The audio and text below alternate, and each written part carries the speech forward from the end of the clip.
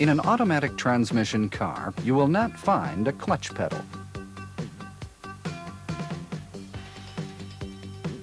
The transmission automatically shifts up or shifts down to the next higher or lower gear according to the amount you depress the accelerator pedal and the speed of the vehicle. Now you might wonder just how an automatic transmission transmits the engine power to the drive wheels, and just how it automatically shifts up or down. This video presentation will provide you with a basic understanding of the automatic transmission and will focus especially on these two common questions.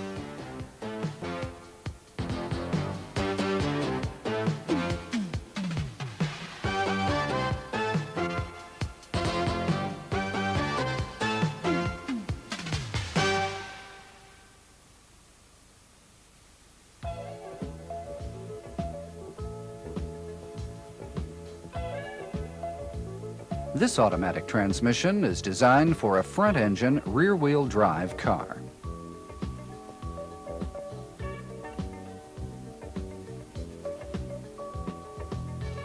And this is an automatic transaxle for a front-engine, front-wheel drive car. These two transmissions look very different from each other, but they operate in basically the same way. An automatic transmission consists mainly of three sections, each having its own particular functions.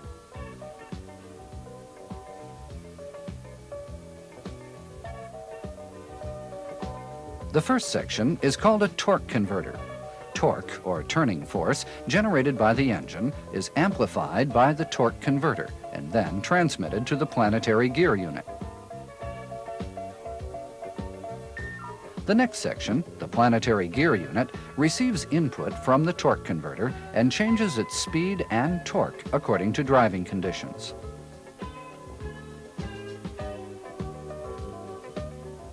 And the other section of an automatic transmission is called the hydraulic control system. It is designed to control the operations of the planetary gear unit.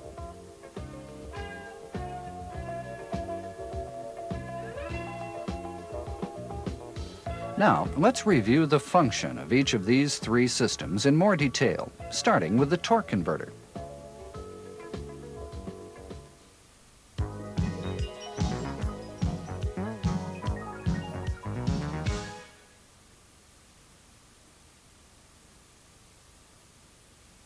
This is a torque converter. The torque converter consists of the pump impeller, the turbine runner, and the stator. The pump impeller is integrated with the converter case, which is in turn connected to the crankshaft of the engine. The turbine runner is splined to the input shaft of the planetary gear unit. The torque converter itself is filled with automatic transmission fluid. We will do a little experiment now and see how power is transmitted. This is the pump impeller. Let's pour some fluid into it and see what happens when we turn it.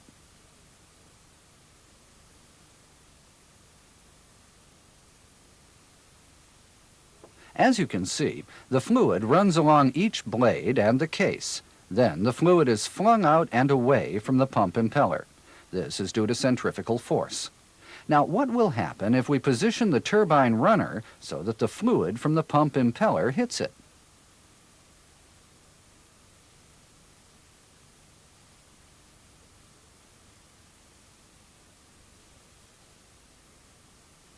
Yes, the turbine runner starts to rotate. In other words, power is transmitted from the pump impeller to the turbine runner by the fluid. This is the principle used by the torque converter to transmit power. In an actual automatic transmission, the torque converter is sealed tightly and filled with fluid. Next, let's see how this fluid moves to transmit power and amplify torque.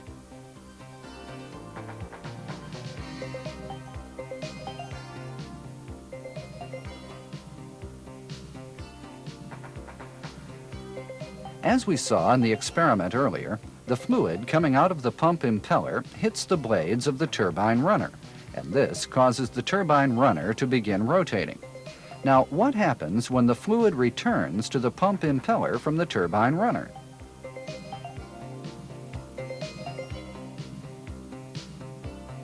Uh-oh, the fluid is hitting the pump impeller from the wrong direction, isn't it? Won't this interfere with the rotation of the impeller and reduce torque rather than amplify it?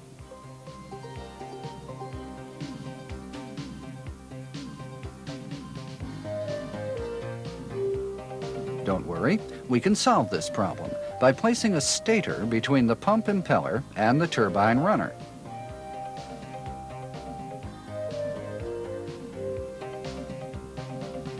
As you can see here, the stator changes the direction of the returning fluid so that it matches the direction of the pump impeller. Now, the pump impeller is being rotated by two forces moving in the same direction, one from the engine and the other from the fluid. This causes the torque converter to amplify the torque from the engine.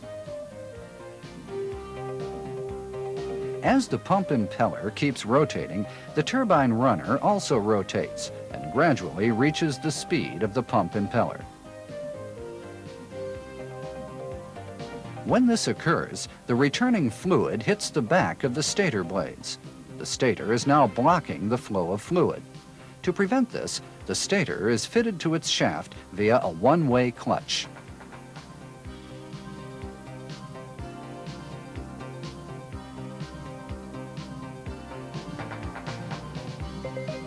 The point at which the stator begins idling is called the clutch point.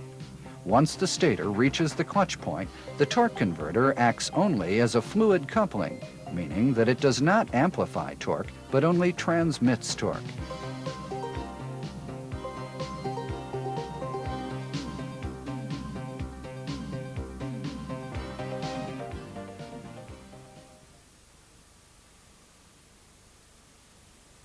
This shows how the torque converter transmits engine power to the input shaft of the planetary gear.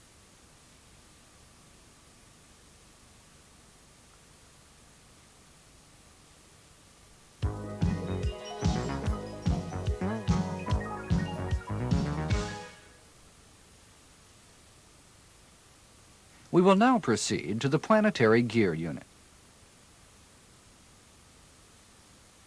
The planetary gear unit consists mainly of several sets of planetary gears and several clutches and brakes.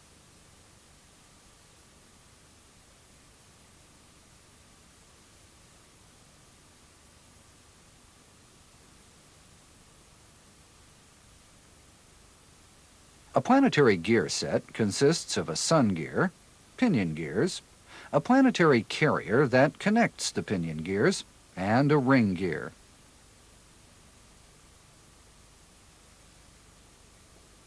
Let's study a model of a planetary gear set to find out how it works.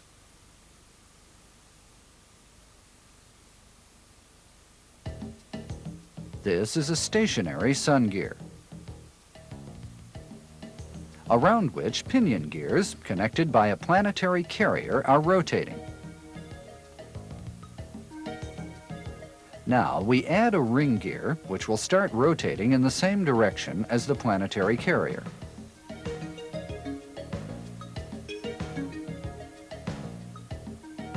The ring gear rotates faster than the planetary carrier.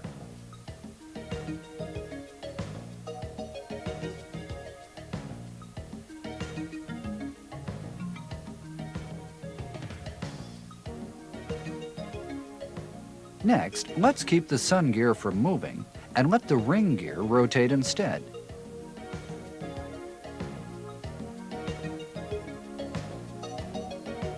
The planetary carrier will start rotating at a lower speed than the ring gear, but in the same direction.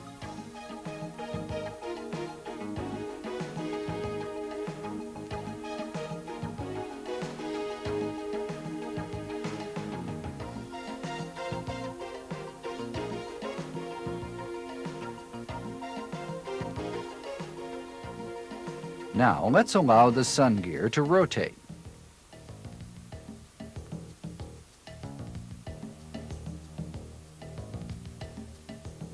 Let's add the pinion gears, but hold the planetary carrier so it will not rotate.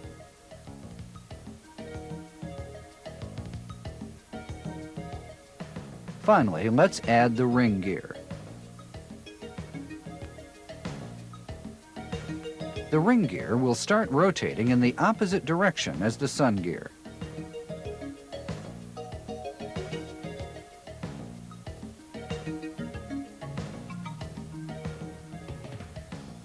What will happen if the sun gear and the ring gear rotate in the same direction at the same speed?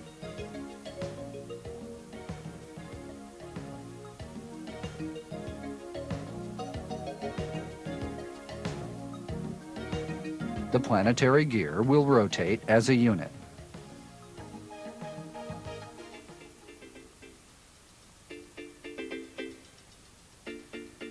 As we have just seen with the model, a planetary gear set can do many things. Depending on which gear is turned and which is held stationary, it can accelerate, decelerate, or even reverse the direction of rotation of the output gear. The planetary gear itself can also rotate as a unit. But exactly how is this done? The clutches are used to determine which gear will be allowed to rotate to actuate the planetary gear, and the brakes are used to hold particular gears so they will not rotate.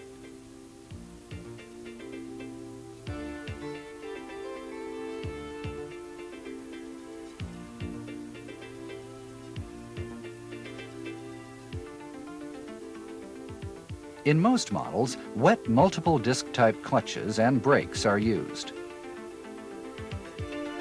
Take the clutch, for example.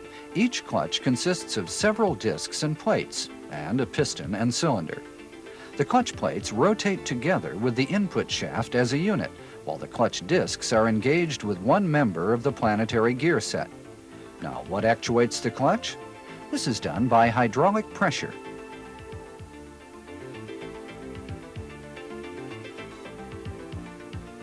The piston is actuated by hydraulic pressure and pushes the plates against the discs.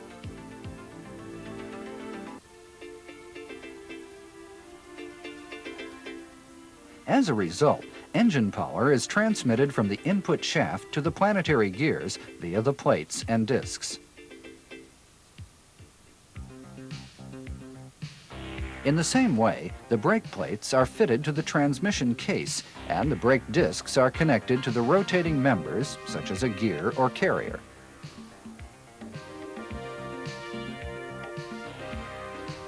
The piston is actuated by hydraulic force so that the plates are pushed against the discs.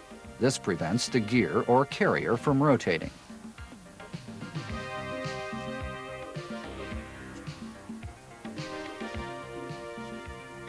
This is a band-type brake.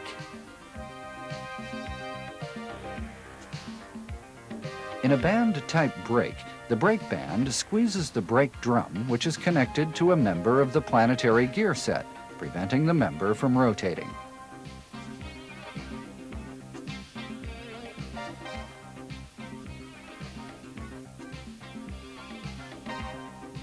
One other type of brake consists of a one-way clutch. A one-way clutch locks a gear or carrier so that it revolves in only one direction.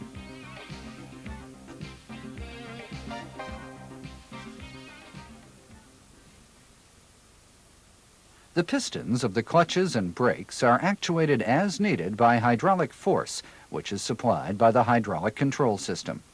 Let's talk about the hydraulic control system.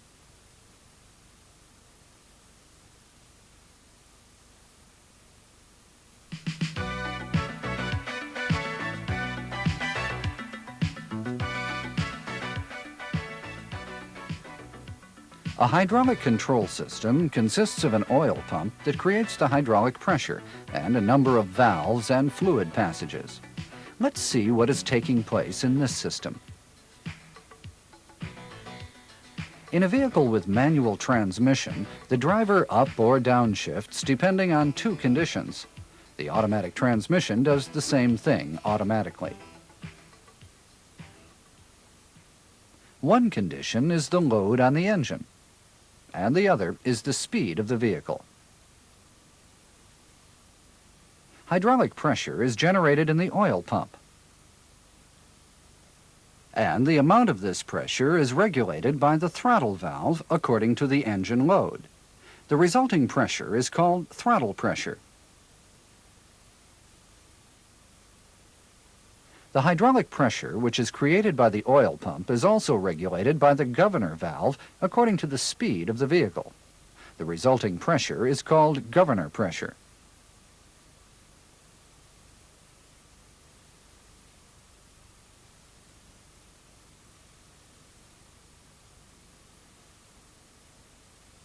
Throttle pressure is applied to one end of the shift valve, and governor pressure is applied to the other end.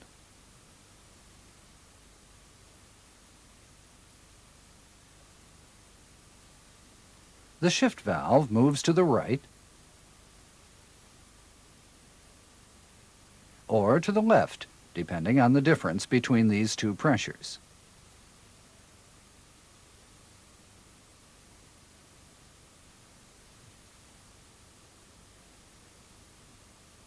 As the shift valve moves, it opens up a fluid passage, allowing the hydraulic pressure generated by the oil pump to actuate a clutch or brake piston.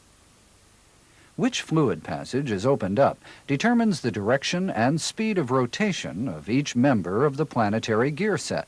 In other words, it determines what gear the transmission will shift into.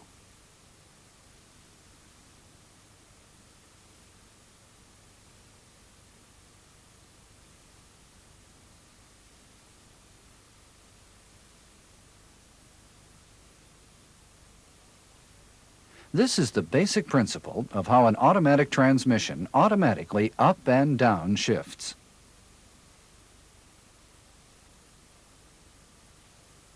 Now, based on what we have learned so far, let's study the basic operation of a 3-speed automatic transmission.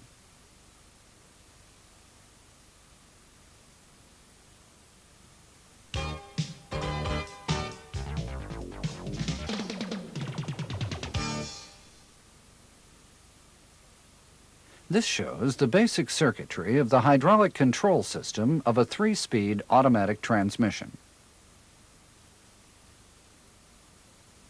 Hydraulic pressure generated by the oil pump is changed into line pressure by the primary regulator valve. The line pressure acts on the throttle valve and the governor valve. The throttle pressure generated by the throttle valve acts on the upper end of the shift valves. And the governor pressure generated by the governor valve acts on the lower end of the shift valves.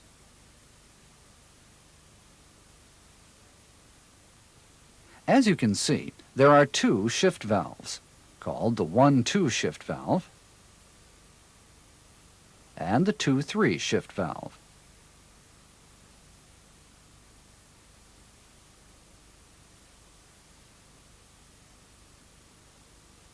The manual valve is linked to the driver's selector lever and determines the transmission speed range, for example, D, 2, reverse, etc.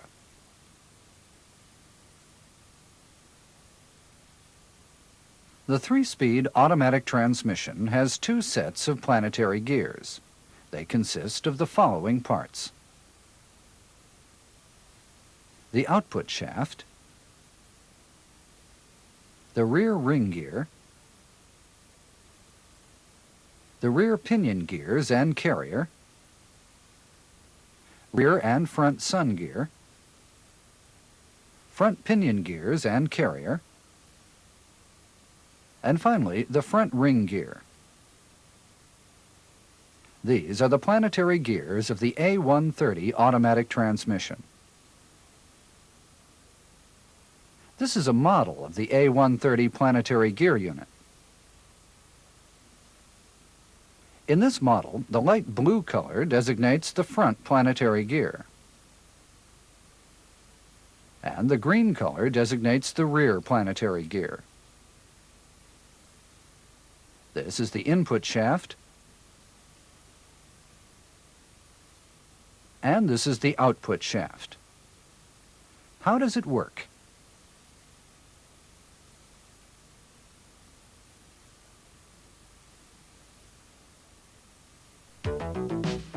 When the driver wishes to start the car moving, she moves the shift lever to D.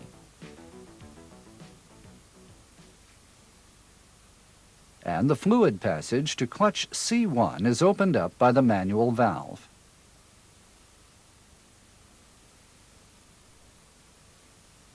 So clutch C1 is engaged and power is transmitted from the input shaft to the front ring gear.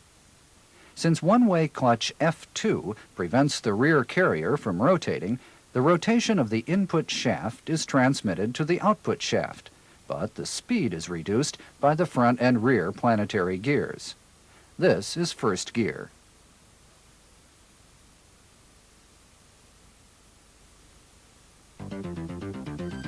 As the vehicle's speed increases,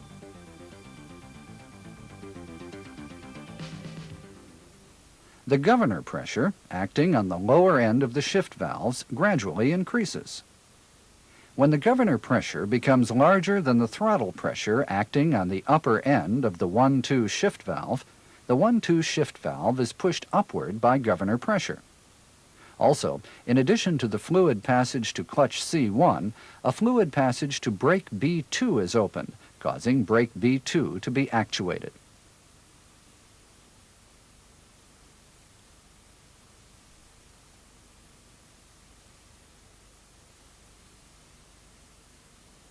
When brake B2 is actuated, it holds the sun gear via one-way clutch F1. Therefore, the input speed of the front ring gear is reduced by the front planetary carrier, and the transmission shifts into second gear. At this time, the rear planetary gear idles.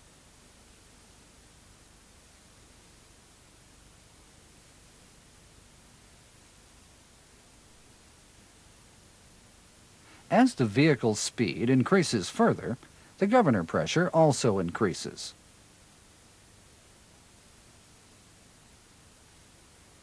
And pushes the 2-3 shift valve upward. As the 2-3 shift valve is pushed up, it opens up another fluid passage to clutch C2.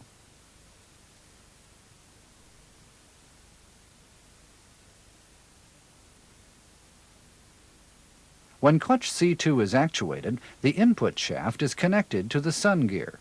Since power is transmitted simultaneously to both the front ring gear and the sun gear, the front planetary gear begins to rotate as a unit, but does not change input speed or torque. In other words, the input shaft is connected directly to the output shaft, which is the same as saying that the transmission has shifted into third gear. In third gear, the rear planetary gear idles, as you can see here. When the car begins climbing a hill in third gear and its speed decreases,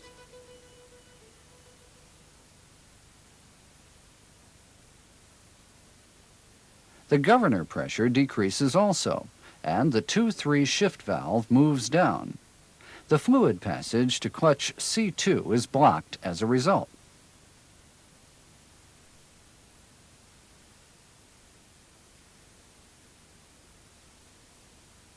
Disengaging the sun gear and the input shaft, so the transmission downshifts into second gear. Now, supposing the transmission is in third gear and the driver wishes to accelerate the car quickly, so she suddenly steps on the accelerator.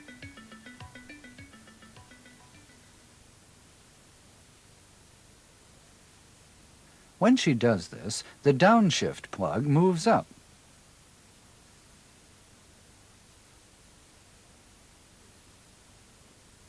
Opening up the fluid passage leading to the upper ends of the 1-2 and 2-3 shift valves. This pushes the 2 shift valves down and opens up a fluid passage just like in the case of first gear.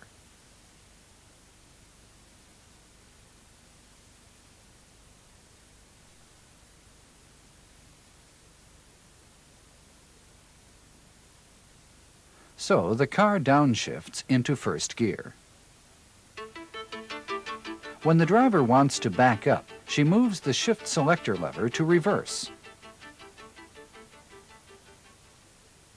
And the manual valve opens up fluid passages to both clutch C2 and brake B3.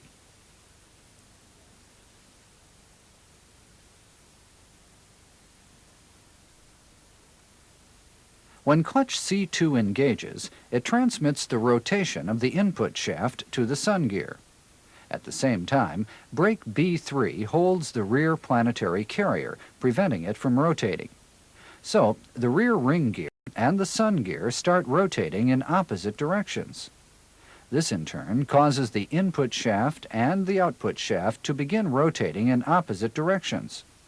As you can see, the rear planetary gear set does not idle in this case.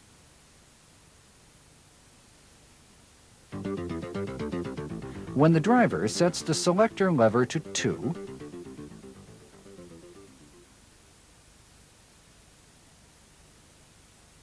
the manual valve opens up the line pressure passage to the 2-3 shift valve and 1-2 shift valve. When the governor pressure increases, the 1-2 shift valve is pushed up,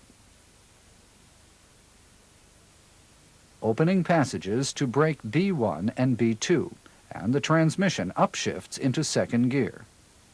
In 2 range, the transmission cannot upshift into third gear even if the speed of the vehicle increases, because the manual valve is allowing the line pressure to act on the middle of the 2-3 shift valve.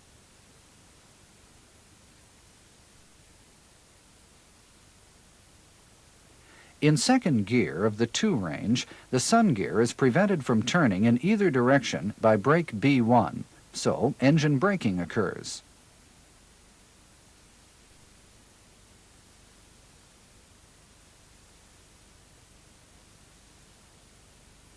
In L range, a line pressure passage is also opened up above the 1-2 shift valve, preventing upshifting into second or third gear.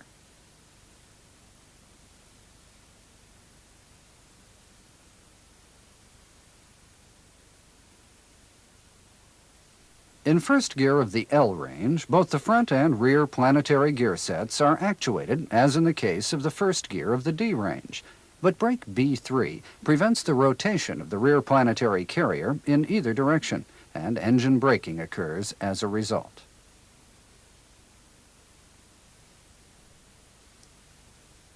This brings us to the end of our presentation of the basic operation of a 3-speed automatic transmission.